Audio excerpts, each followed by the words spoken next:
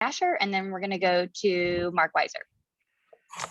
Hey, Scott, I know you said last night you weren't really sure what was going to happen today. You weren't sure how you guys were going to respond. Do you ever see this one coming today after the fact?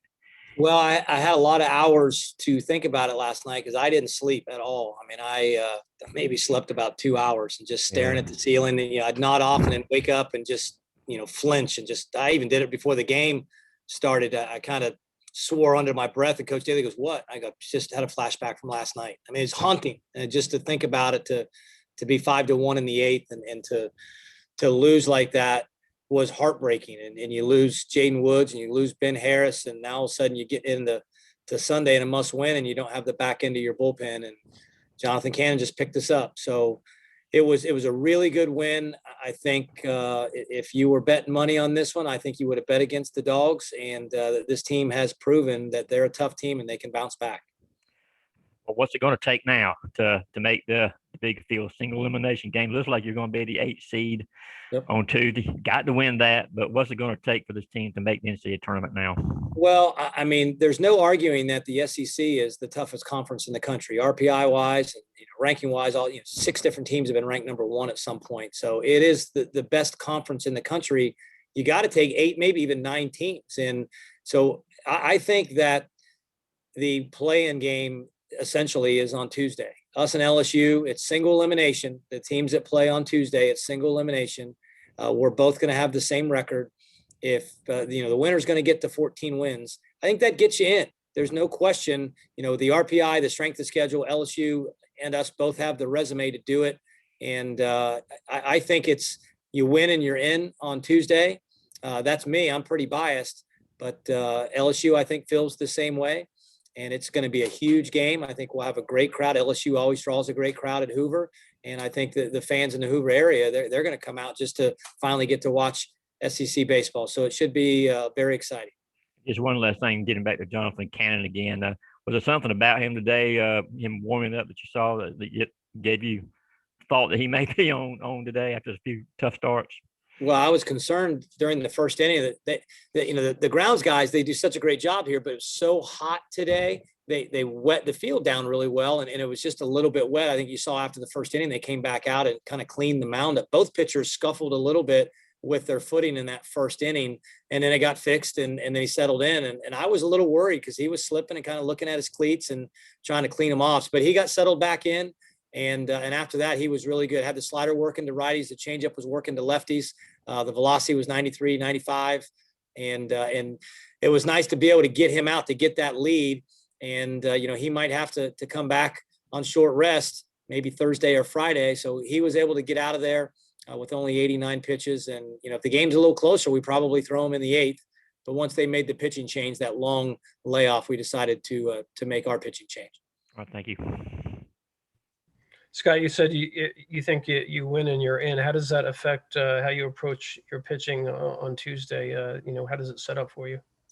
Well, Luke Wagner's bounced back. He was actually available to pinch hit today, so he's feeling better. He'll throw off the mound a little bit tomorrow. And the way he was throwing on Friday night,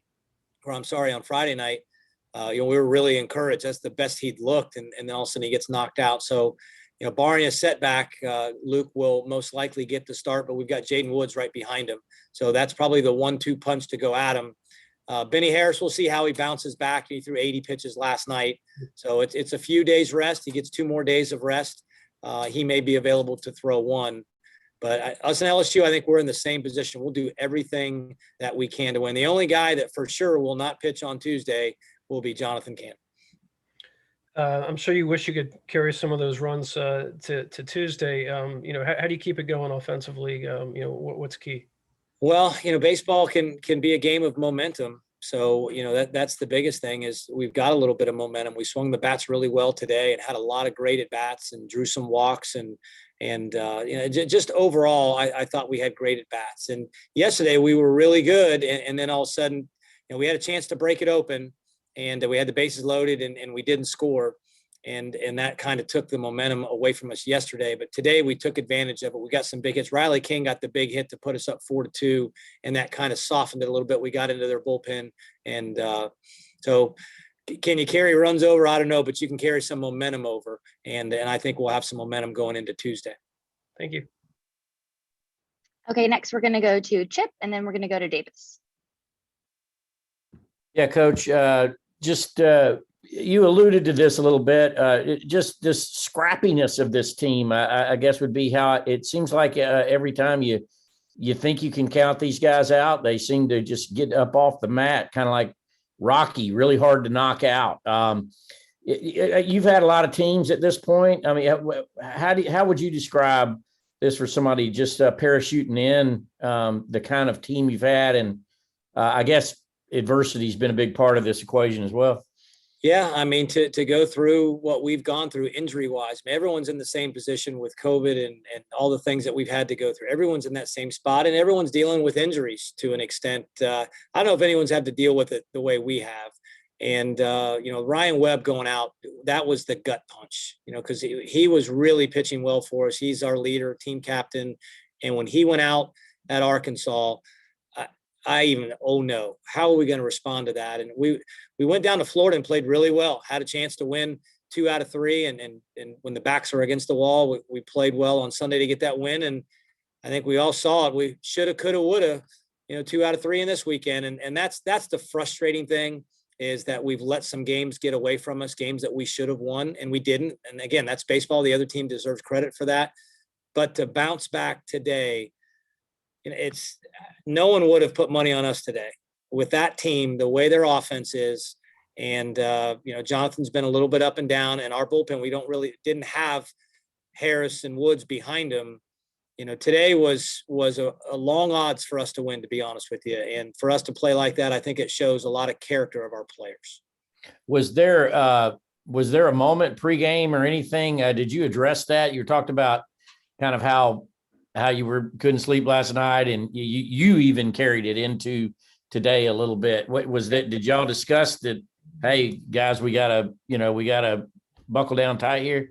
Well, we talked more about the seniors today and the sacrifices that they've made, and think about these guys. Some of these guys are getting ready to play their last baseball games or be in a dugout for the last time, because they're going to go on and get a job and get married and have families, and their baseball careers are almost over. So that's what we focused on in our pregame talk, was to think about the sacrifices these guys have made and the things that they've missed. People that aren't student athletes don't realize all the time that these kids put in and all the things that they miss. Their friends go out and get to do things, and they've got practice, they've got weightlifting, they've got things that they have to do, that they've sacrificed for 22 years of their lives to get here. So that's what I talked about, was let's think about our seniors and everything they've sacrificed, everything they've missed, but also everything they've gained by being a part of our team and our program. And that's what we focused on. And I was thrilled to see them respond. Thanks. Appreciate it, Coach. Yeah, Coach, I was going to ask you about the seniors as well. Just what has the senior class meant to the program, and how important was it to get a win for them today? Well, I said that after the game. You think about when Logan Moody's in his 6th year here, and Riley and Mason are in their 5th year. When those guys got here, we still weren't very good. We were still trying to build this thing, and they had faith that we were going to turn this thing around. So they came here trusting that we were going to build this program, and they helped build it. Riley King, Mason Meadows, Logan Moody, those guys were kind of building blocks for that 2018 team that kind of broke through. And, Mason being behind the plate and Riley coming out of nowhere, a kid that hadn't played in 2 years. And next thing you know, he's an all-SEC outfielder.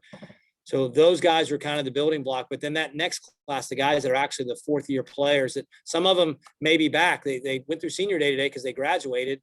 And I told him, I go, look, if you go through 2 senior days, no one's going to complain. So those guys may come back, but Chaney Rogers and Colin Connor Tate, those guys, they came here and they built on. They came in here with Emerson Hancock and that group, and just what an unbelievable class that was, to build on the Aaron Shunks and the Cam Shepherds and the Tucker Bradleys and the classes we've been able to put together. So these guys are the building blocks of this program, and hopefully we can keep playing for those guys. Thank you. Okay, next we're going to go to Austin, and then we'll finish up with Ramin.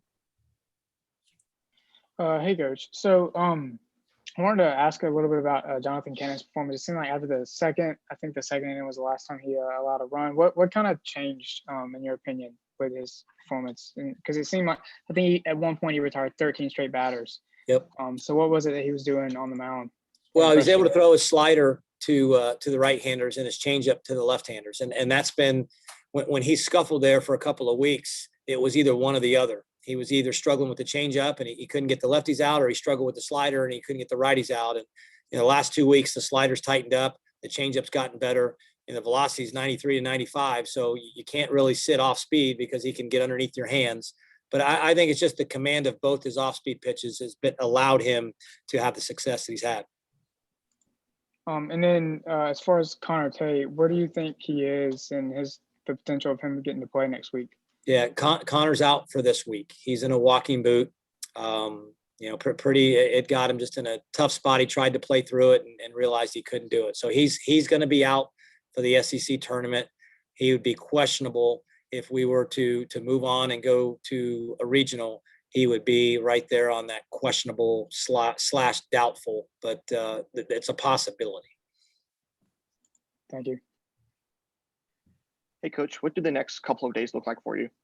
Well, tomorrow will be off, and those guys, I'm sure they'll sleep until about 2:00 in the afternoon and rest and relax. And then Monday we'll practice early in the morning. I'm sure you guys all looked at the forecast. It's going to be about 95 on Monday. So we're going to practice 10:00 in the morning. We'll have some exit interviews with some of the guys that aren't making the travel squad to Hoover. We'll sit down and talk to them about summer plans and, the season and all those things. So we'll talk to those players before they move on. And then we'll leave about 3:00 for Hoover. We're allowed to practice over in the Hoover Met, but they only give us 1 hour, and it would be an earlier time. We'd have to practice about 11 a.m. So that means we'd have to get up about 6 a.m. to bus over there to practice 1 hour. So I've just never practiced over there because it just doesn't make sense. So we'll practice here. And then we'll take our time. We'll leave about 3:00 to go over to Hoover, and we'll get in probably around 6:30 or so and get ready to play the next day. And you mentioned last night kind of the game keeping you awake. This may be kind of premature, but when you're sitting there thinking, is there any other game that sticks out to you other than that kind of ran through your mind last night? Tuesday, a really tough week. The Tech game was awful. The Auburn game. We've had three extra inning games that were just heartbreakers. You can look at every game, every close game, and say we could have won this, we could have won in this position, but anyone that was there watching knew that we had every opportunity to win all three of those games, and we didn't. And again, credit to the other team for taking advantage of opportunities, but we had the chances. We let them slip by. We knew it last night. Last night was a huge game for us, and to be 5-1 in the 8th inning and lose is crushing. And especially using the pitchers that we did. And those guys have been so good for us all year long, and they're going to get the ball again. But yeah, these last 3 weeks have aged me a little bit, and those 3 losses are pretty tough. Thank you.